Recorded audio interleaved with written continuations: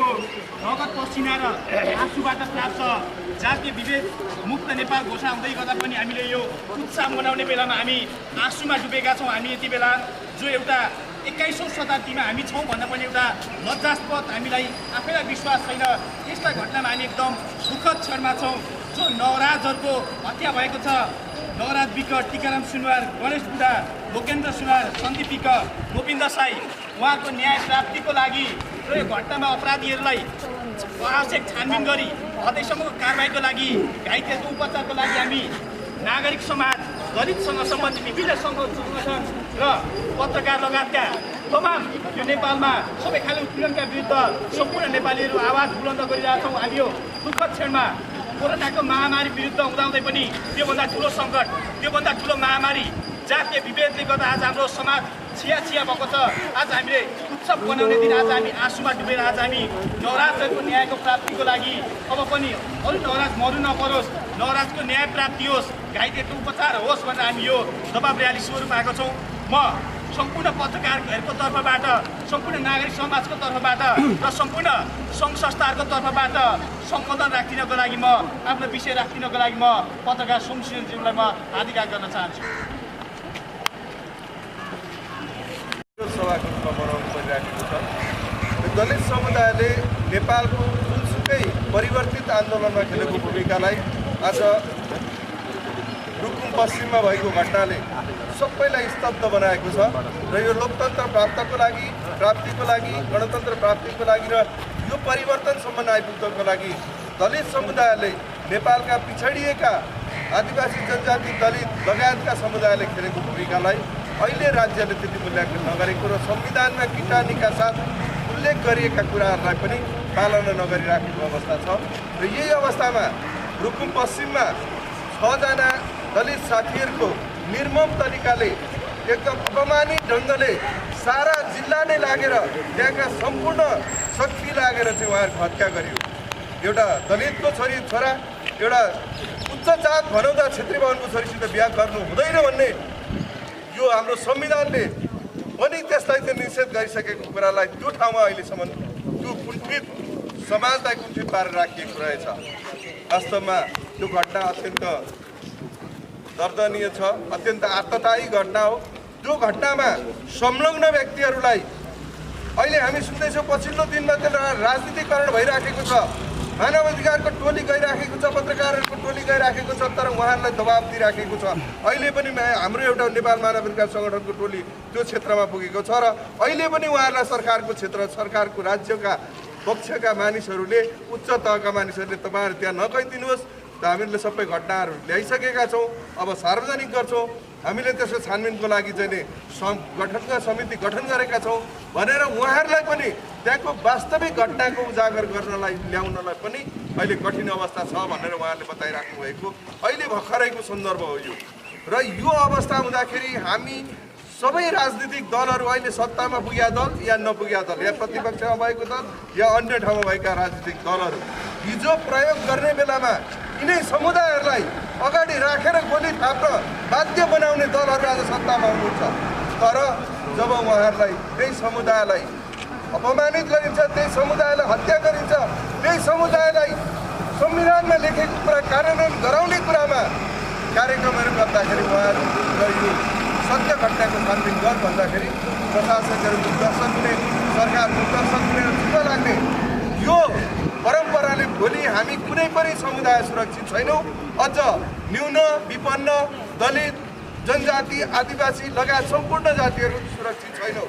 आज दलितलाई पर्यो, दलित साथीहरू आज दुखित हुनुहुन्छ, सिङ्गो नेपाल दुखित छ र मिडियाहरू अहिले तपाईँहरूको साथमा छौँ, हामी सबैले मिडियाले उजागर गरिराखेको छ। तर पनि घटनालाई अहिले अर्कै तरिकाले तोडफोड गरिएको छ, घटनामा संलग्नहरूलाई उन्मुक्ति दिने प्रयास गरिराखेको छ।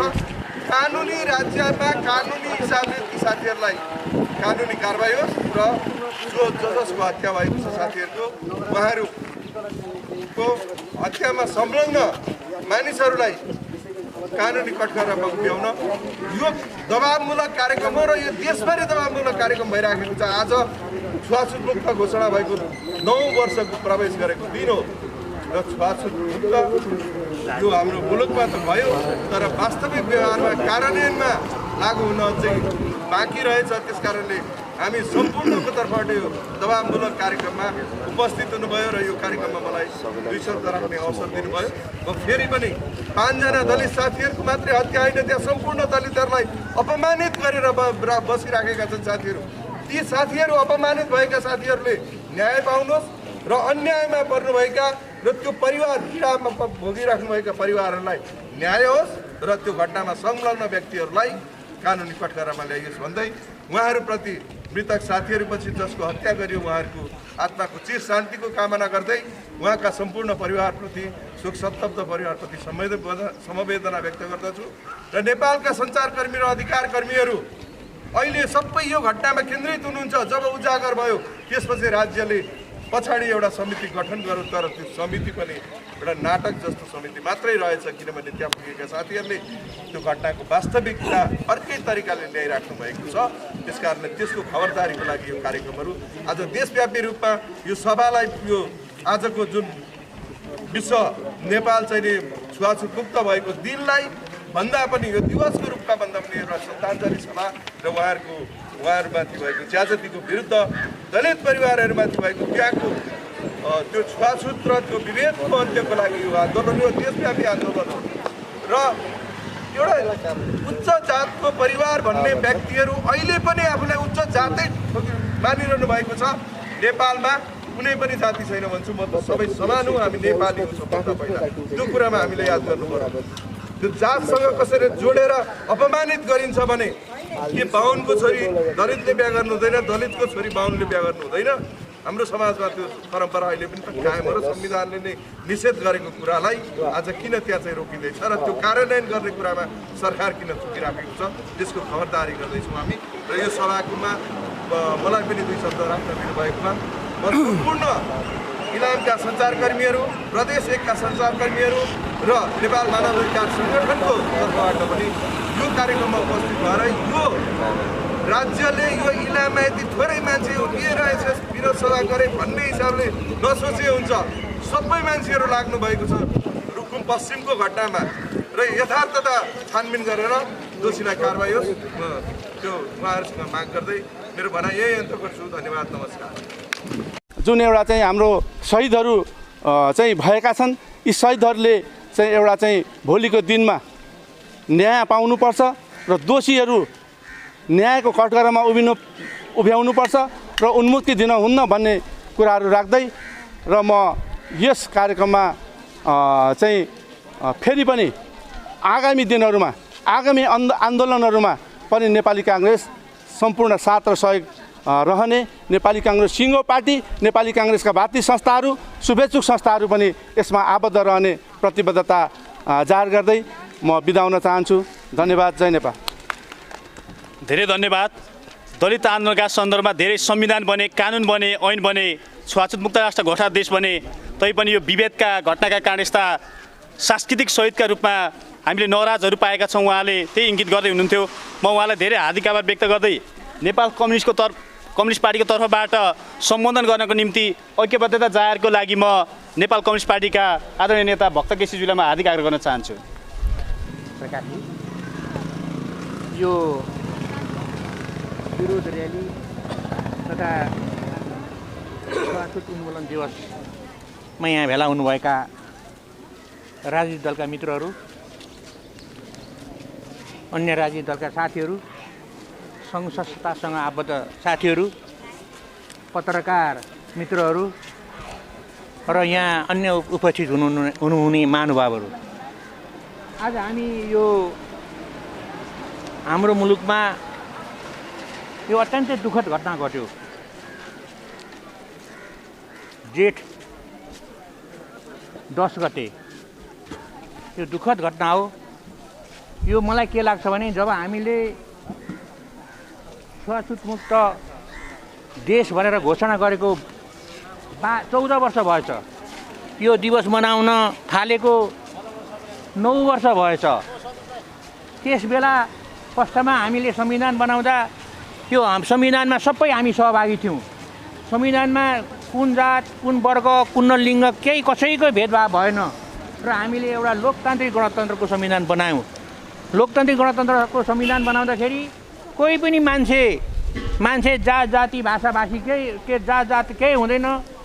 मान्छे काट्दा रगत आउँछ, मान्छे सबै एकै हो। त्यो पछि समाजले बनाएका संरचनाले अनेकन हिसाबले त्यो मान्छेमा विभेद गर्ने चलन राज्य सत्तामा जाने मान्छेले गरेर यो भएको हो भनेर हामी सबैले बुझेका छौँ। त्यसले गर्दाखेरि सर्वप्रथम म वास्तवमा अब यो यहाँ शहीद हुनु हो, शहीद हुने साथीहरूलाई, शहीद हुने परिवारलाई, शहीद हुने प्रति म हार्दिक श्रद्धाञ्जली अर्पण गर्दै अन्य परिवारजनमा म हार्दिक समवेदना व्यक्त गर्न चाहन्छु। र अब म के भन्न चाहन्छु भने वास्तवमा यो हत्या गरिएको छ, त्यो सुनियोजित हत्या हो या के हो, छानबिन समिति बनिएको छ। छानबिन समितिले इमान्दारपूर्वक वास्तवमा यो अन्याय परेका पीडित मृतक भएका परिवारलाई क्षतिपूर्ति दिनु पर्यो, राहत दिनु पर्यो, उनीहरूका परिवारलाई पढाउने व्यवस्था मिलाउनु पर्यो र उनीहरूलाई वास्तवमा न्याय दिनु पर्यो। यो छानबिन समितिलाई म हाम्रो पार्टीको तर्फबाट, कम्युनिस्ट पार्टीको तर्फबाट कसैको दबावमा, कसैको प्रभावमा, कसैको इसारामा नपरिकन हामीले संविधानको धारा 40 टेकेर वास्तवमा कुनै पनि जातिलाई मानव अधिकारको हनन गर्नु हुँदैन भन्ने कुरालाई राखेर वास्तवमा यसले यो समितिले छानबिन गरोस्। म चाहिँ यो हार्दिक अनुरोध गर्न चाहन्छु। र राज्यले, सरकारले अहिले जो महत्त्वपूर्ण पदमा बस्नुभएको छ उहाँहरूले पनि यो घटनालाई वास्तवमा ढाकछोप गर्ने, यसलाई अल्मल्याउने, यसलाई तलमाथि गर्ने काम गरियो भने वास्तवमा हामीले ल्याएको लोकतन्त्रमाथि वास्तवमा प्रहार हुन्छ। हामीले ल्याएको संविधानमाथि वास्तवमा मान्छेको शङ्का गर्ने अवस्था हुन्छ। हामीले संविधानलाई राम्ररी कार्यान्वयन गर्न सकेनौँ भने वास्तवमा प्रतिगामी तत्त्वहरू चाहिँ फेरि छलफल हुन सक्छन्। त्यसैले गर्दाखेरि हामी होसियार भएर राज्य चलाउने साथीहरू, हामी सबै राजनीतिक दलका मान्छेहरूले यसलाई ऐक्यबद्ध जनाएर वास्तवमा दोषीमाथि कडाभन्दा कडा कारबाही गर्ने ठाउँबाट उहाँलाई उपयुक्त हिसाबले एउटा सम्मान गर्ने ठाउँबाट हामी लाग्नुपर्छ। हाम्रो पार्टीको तर्फबाट म यही प्रतिबद्धता व्यक्त गर्न चाहन्छु। र अब अहिले हामीसँग 3 तहको सरकार छ। एउटा सङ्घीय सरकार, प्रदेश सरकार र वास्तवमा स्थानीय सरकार। यी सरकारमा पनि हामीले सबै जात जाति दलित धेरै सबै महिला पुरुषहरूको हामीले त्यो एउटा प्रतिनिधित्व गराएका छौँ। तल पनि साथीहरूले के गर्नु पर्यो भने मेरो के अनुरोध छ भने तल पनि हामीले एउटा प्रशिक्षण दिनु पर्यो। तल पनि यो यस्तो संविधान यस्तो छ, यहाँ यस्तो भन्न पाइँदैन, सामाजिक विभेद गर्न पाइँदैन, अन्याय गर्न पाइँदैन भन्ने ठाउँबाट पनि तल पनि यो कुरा उठाउनु पर्यो। र आइन्दा वास्तवमा यस्ता किसिमका घटनाहरू, यो दुर्घटना भन्छु म यसलाई, यस्ता किसिमका घटनाहरू कहीँ पनि नघटुन्। वास्तवमा हामी अहिले मुलुकमा वास्तवमा धेरै हामी चाहिँ अहिले यो संविधानमाथि उल्लङ्घन भएको हामीले महसुस गरेका छौँ। किनभने यो अब यो एउटा प्रेम गरेर प्रेम चाहिँ गर्न पाइन्छ। प्रेम गरेर बिहे गर्न जाँदाखेरि हुलहुज्जत गरेर मान्छे मार्नु यो अत्यन्तै नराम्रो कुरा हो। मलाई धेरै दुःख लागेको छ। म यति कुरा राख्दै यो कार्यक्रम पूर्ण रूपमा सफल होस् हार्दिक शुभकामना व्यक्त गर्दै बिदा हुन्छु। हवस् त, धन्यवाद, नमस्ते। उहाँलाई पनि धेरै धेरै धन्यवाद।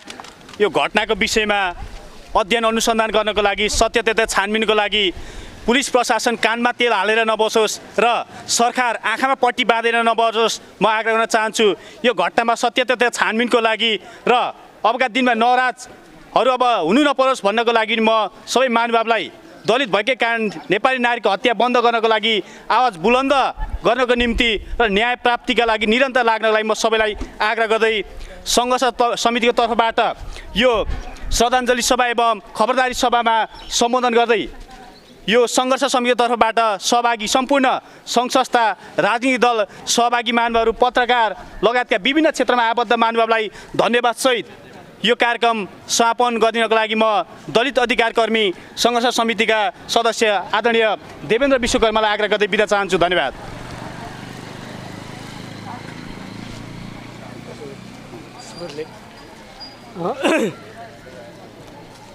यो पश्चिम रुकुमको यो नरसंहार हत्याकाण्डको यो श्रद्धाञ्जली सभा र हाम्रो खबरदारी सभाको यो कार्यक्रममा पाल्नु हुने आदरणीय सम्पूर्ण राजनीतिक दलका आदरणीय नेताहरू, यो कार्यक्रमलाई सफल पार्न उपस्थित हुनुभएका आदरणीय सम्पूर्ण महानुभावहरूलाई हामी सङ्घर्ष समितिको तर्फबाट हामी आभार व्यक्त गर्न चाहन्छौँ।